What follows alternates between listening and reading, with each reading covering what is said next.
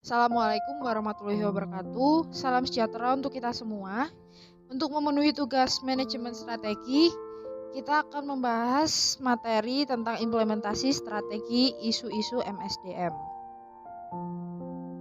Berikut anggota kita ada 4 orang. Yang pertama ada Intan Tera Amelia Putri, NIM 1861007. Kemudian Muhammad Rifki Ainuris 1861041.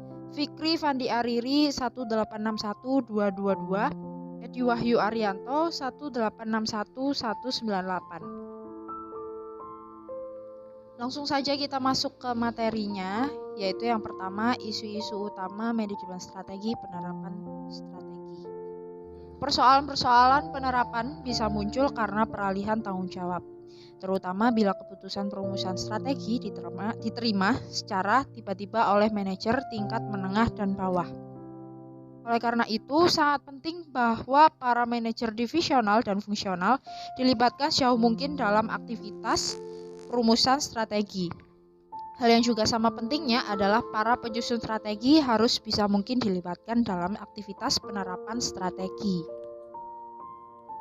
Isu-isu utama manajemen bagi penerapan strategi meliputi penetapan tujuan tahunan, pembuatan kebijakan, alokasi sumber daya, perubahan struktur organisasi yang ada, restrukturisasi dan rekayasa ulang, perbaikan program penghargaan dan insentif, minimalisasi penolakan terhadap perubahan, pengenalan manajer pada strategi, pengembangan budaya yang mendukung strategi, adaptasi proses produksi atau operasi, yang terakhir yaitu pengembangan fungsi sumber daya manusia yang efektif. Isu-isu utama manajemen bagi penerapan strategi. Persoalan-persoalan penerapan bisa muncul karena peralihan tanggung jawab ini, terutama bila keputusan perumusan strategi diterima secara tiba-tiba oleh manajer tingkat menengah dan bawah.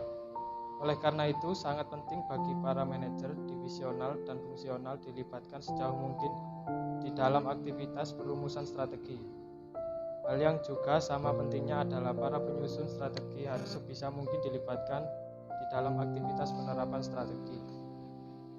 Isu-isu utama manajemen bagi penerapan strategi meliputi penetapan tujuan tahunan, pembuatan kebijakan, alokasi sumber daya, perubahan struktur organisasi yang ada, restrukturisasi dan rekayasa ulang, kemudian perbaikan program penghargaan dan insentif, minimalisasi penolakan terhadap perubahan, pengenalan manajer pada strategi, pengembangan budaya yang mendukung strategi, adaptasi proses produksi atau operasi, kemudian yang terakhir pengembangan fungsi sumber daya manusia yang efektif.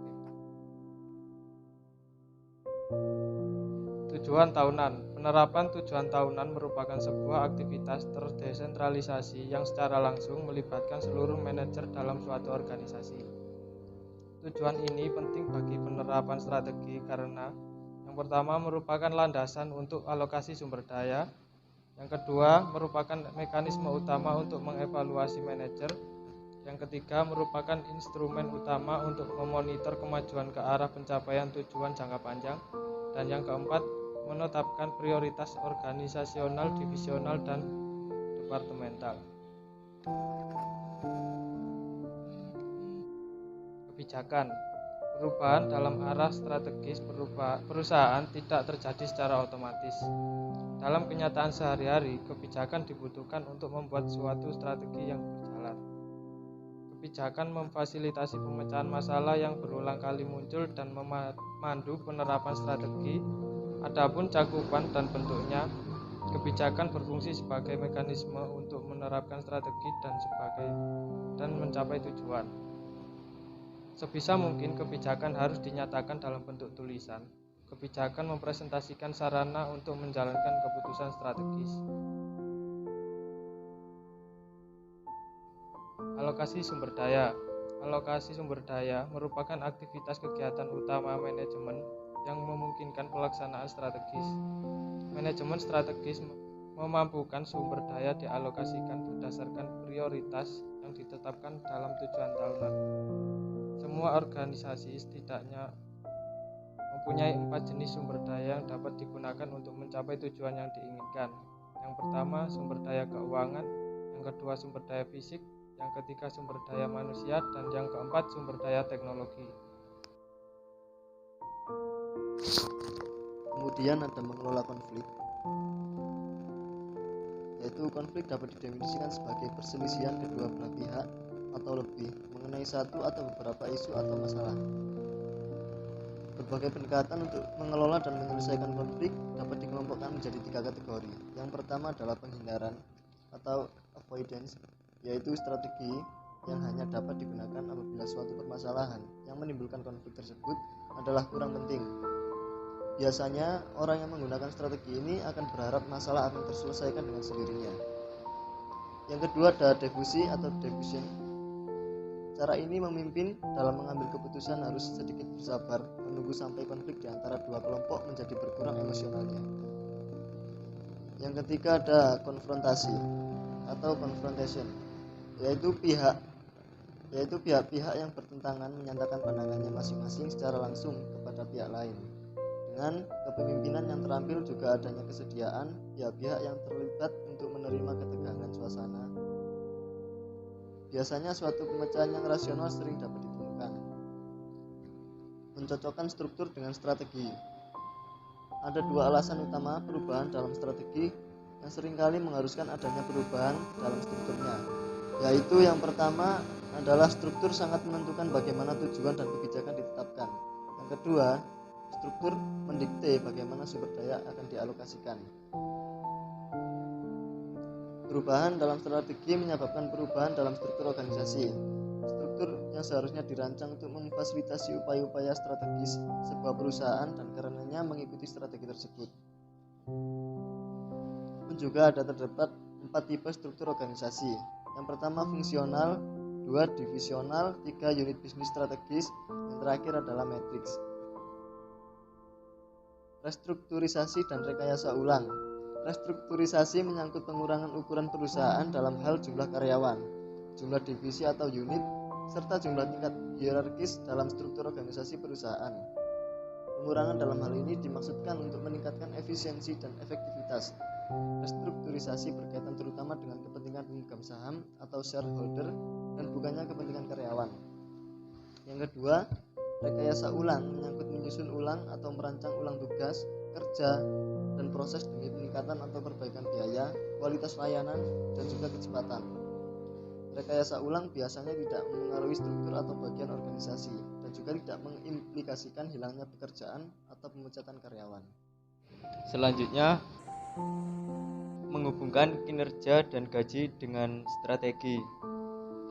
Kebanyakan perusahaan saat ini menggunakan bentuk kompensasi atas dasar kinerja untuk para manajer dan karyawan.